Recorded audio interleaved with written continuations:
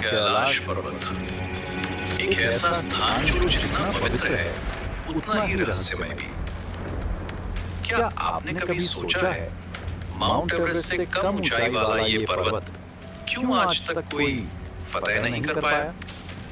क्यों जो भी इसके शिखर तक पहुंचने की कोशिश करता है या तो लौटकर नहीं आता या लौटकर अपनी मानसिक स्थिति खो बैठता है।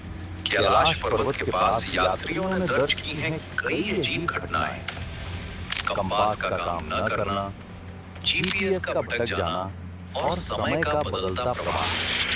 कहा जाता है वहां पहुंचने पर उम्र दोगुनी रफ्तार से बढ़ने लगती है। व्यक्ति के बाल और नाखून काफी तेजी से बढ़ने लगते हैं। कैलाश पर्वत के तलहटी में बसा राक्षस ताल का रहस्य क्या है जिसके पास लोग जाने से भी डरते हैं? आखिर क्या है संभाला सभ्यता का रहस्य जहां से अजीबो-गरीब आवाजें आती हैं, जिसका लोग कैलाश पर्वत के नीचे होने का दावा करते हैं? साल 2001 में चीन सरकार ने अपनी एक रिसर्च टीम कैलाश पर्वत पर भेजा। उन्होंने वहां पर ऐसा क्या देखा जिसके तुरंत बाद चीन सरकार ने अपनी टीम को वापस आने का आदेश दे दिया। नासा के वैज्ञानिकों की एक टीम ने साल 2001 से 2004 तक कैलाश पर्वत की रिसर्च की। उसके बाद उन्होंने जो रिपोर्ट पेश की उससे नासा के वैज्ञानिकों के होश उड़ गए। आखिर ऐसा क्या था उस रिपोर्ट में? क्या कैलाश पर्वत धरती का केंद्र है या किसी दूसरे लोक का प्रवेश द्वार जहां करते हैं भगवान शिव निवास, जिनकी अदृश्य शक्तियां इस पर्वत की रक्षा करती है? या फिर ये कोई एक ऐसी प्राचीन तकनीक है जो इंसानों की समझ से परे है? यदि आप भी इन अनसुलझे रहस्यों को जानना चाहते हैं तो सीट बेल्ट बांध लीजिए, क्योंकि अब हम शुरू कर रहे हैं उस यात्रा को जहां हर जवाब एक नया सवाल बन जाता है। कैलाश पर चीन का कब्जा। कैलाश पर्वत जो कभी भारत का हिस्सा था, अब चीन के कब्जे में है। 1947 जब भारत आजाद हुआ उस समय तिब्बत एक स्वतंत्र देश था। भारत और तिब्बत के बीच शांति, व्यापार और धार्मिक संबंध थे। हजारों भारतीय हर साल मानसरोवर और कैलाश पर्वत की तीर्थ यात्रा के लिए जाते थे। लेकिन 1950 में चीन ने अचानक अपनी सेना तिब्बत में भेज दी। उसने दावा किया कि तिब्बत हमेशा से चीन का हिस्सा रहा है। तिब्बती सेना कमजोर थी और कुछ ही महीनों में पूरा तिब्बत चीन के कब्जे में चला गया। उस समय भारत की सरकार ने कड़ा विरोध नहीं किया। पंडित नेहरू ने शांतिपूर्ण नीति अपनाई और माना कि चीन से सीधा टकराव नहीं करना चाहिए।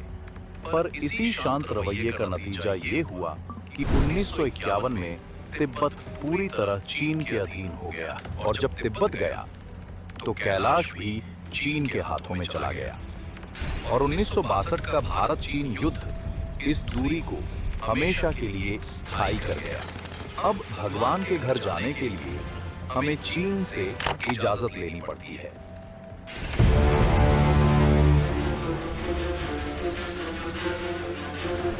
दुनिया की सबसे ऊंची चोटी माउंट एवरेस्ट पर हजारों लोग चढ़ चुके हैं, लेकिन 6,638 मीटर ऊंचा कैलाश पर्वत आज भी अजेय है। इतिहास में कई बार पर्वतारोहियों ने कैलाश को चढ़ने की कोशिश की। साल 1926 ब्रिटिश पर्वतारोही ह्यूग रटलेज कैलाश पर्वत पर चढ़ने निकला। वो एवरेस्ट जैसी चोटियां फतह कर चुका था, पर जैसे ही कैलाश के करीब पहुंचा उसकी टीम पर अजीब असर हुआ।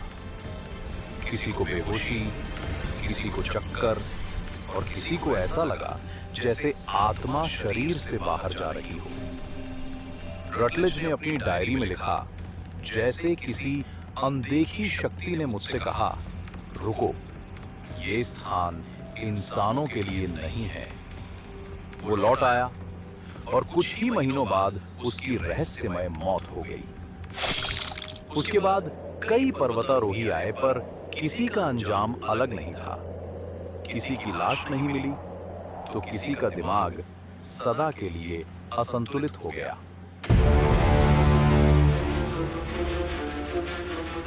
साल 1999 में रूस के कुछ वैज्ञानिकों ने दावा किया कि कैलाश पर्वत एक प्राकृतिक पर्वत नहीं बल्कि एक मानव निर्मित पिरामिड है।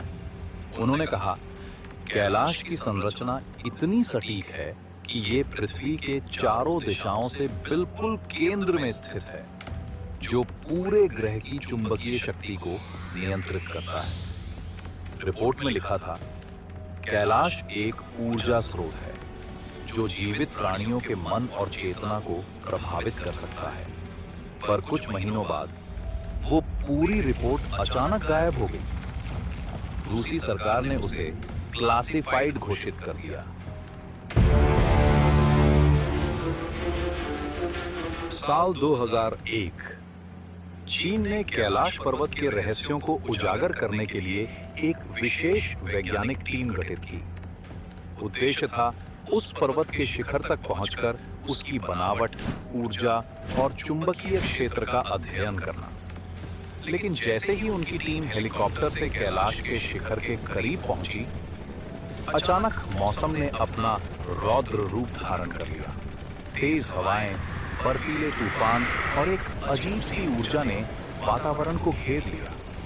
वैज्ञानिकों ने बताया, ऐसा लग रहा था मानो दिशा ही बदल गई हो।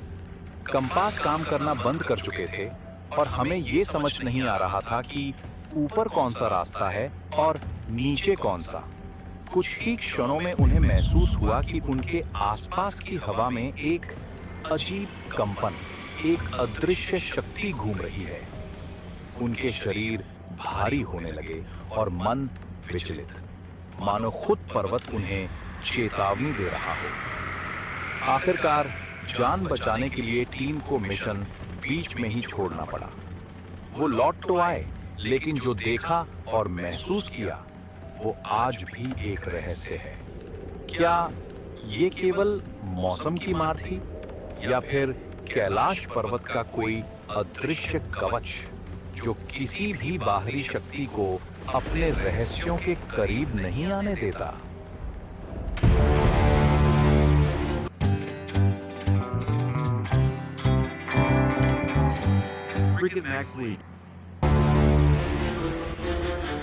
नासा के वैज्ञानिकों ने इसके रहस्य को समझने के लिए एक टीम गठित की। टीम ने सैटेलाइट और रिमोट सेंसिंग डेटा का इस्तेमाल किया। लगभग 2001 से 2004 के बीच नासा के उपग्रहों ने कैलाश पर्वत और उसके आसपास के इलाके की इमेज ली। इन इमेजेस में कुछ कैलाश के पास कुछ ऐसा है जो हमारी आधुनिक तकनीक को निष्क्रिय बना देता है। क्या आपने कभी हिम मानव येती के बारे में सुना है? ये एक ऐसा रहस्य है जो सदियों से हिमालय के ऊंचे पहाड़ों को घेरे हुए है। कैलाश पर्वत इस रहस्यमय प्राणी के संभावित ठिकानों में से एक है। येती को अक्सर एक विशाल बालों वाले और दो पैरों पर चलने वाले प्राणी के रूप में जाना जाता है। कैलाश क्षेत्र की दुर्गम और बर्फीली चोटियां येती के लिए एक सबसे सुरक्षित छिपने की जगह मानी जाती है। सबसे बड़ा प्रमाण है विशाल पद चिन्ह जो समय समय पर खोजकर्ताओं और पर्वतारोहियों द्वारा बर्फीले इलाकों में देखे गए। कई यात्री दावा करते हैं कि उन्होंने दूर पहाड़ियों पर एक विशाल सफेद बालों वाला साया चलता देखा है, जिसकी लंबाई लगभग 8 से 10 फीट। पर जैसे ही कोई पास जाने की कोशिश करता है, वो साया हवा की तरह गायब हो जाता है। तिब्बती भिक्षु मानते हैं कि येती कोई साधारण जीव नहीं बल्कि कैलाश पर्वत का रक्षक है। 1951 में ब्रिटिश पर्वतारोही एरिक शिप्टन ने माउंट एवरेस्ट के पास जो येती के पदचिन्ह की तस्वीरें ली थी, वे आज भी सबसे प्रसिद्ध सबूत मानी जाती हैं। हालांकि वैज्ञानिक समुदाय का मानना है कि ये पदचिन्ह अक्सर भालू या अन्य स्थानीय वन्य जीवों के हो सकते हैं जो बर्फ में बड़े दिखाई देते हैं। स्थानीय शेरपा और तिब्बती समुदायों में येती की कहानियां बहुत प्रचलित हैं। वे इसे जंगली आदमी या बर्फीला आदमी कहते हैं। इन कहानियों में येती को कभी-कभी खतरनाक तो कभी-कभी एक शर्मीला प्राणी बनाया गया है जो मनुष्यों से दूर रहता है। कैलाश पर्वत पर येती का रहस्य आज भी कायम है। ये एक ऐसी लोक कथा है जो रोमांच, आस्था और प्रकृति के अनसुलझे रहस्यों को आपस में जोड़ती है। कैलाश पर्वत के पास स्थित राक्षस ताल एक रहस्यमयी झील है, जिसे शैतान की झील या रावण ताल भी कहा जाता है। पौराणिक कथाओं के अनुसार लंका के राजा रावण ने भगवान शिव को प्रसन्न करने के लिए इसी ताल के किनारे कठोर तपस्या की थी, जिसके कारण इसे राक्षस ताल कहा जाता है। माना जाता है कि रावण के अहंकार और तपस्या की नकारात्मक ऊर्जा आज भी इस ताल में मौजूद है, जिसके कारण इसका पानी बेहद ही खारा और अशुद्ध है। कहते हैं इस ताल में विचित्र और अदृश्य शक्तियां हैं, जो समय समय पर अनजाने यात्रियों को अपनी ओर खींचती हैं। कभी-कभी ताल का पानी रातों रात उफान ले लेता है, बिना किसी बारिश के। स्थानीय लोग और तीर्थयात्री इसमें स्नान करने या इसका पानी पीने से बचते हैं, क्योंकि मान्यता है कि इससे गंभीर बीमारियां हो सकती हैं या दुर्भाग्य आ सकता है।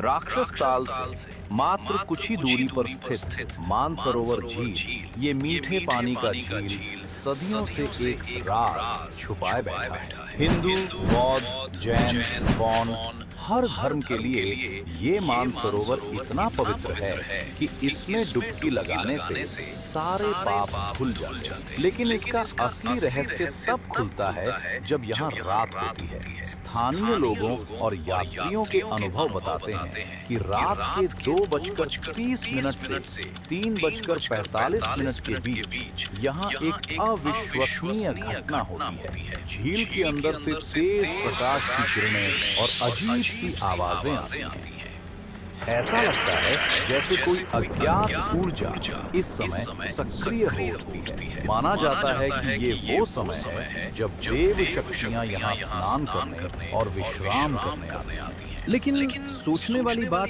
ये है कि एक ही भौगोलिक क्षेत्र में रहते हुए भी ये दोनों झीलें इतनी अलग क्यों हैं? एक का पानी मीठा और दूसरे का खारा क्यों है? ये आज तक एक अनसुलझा रहस्य है।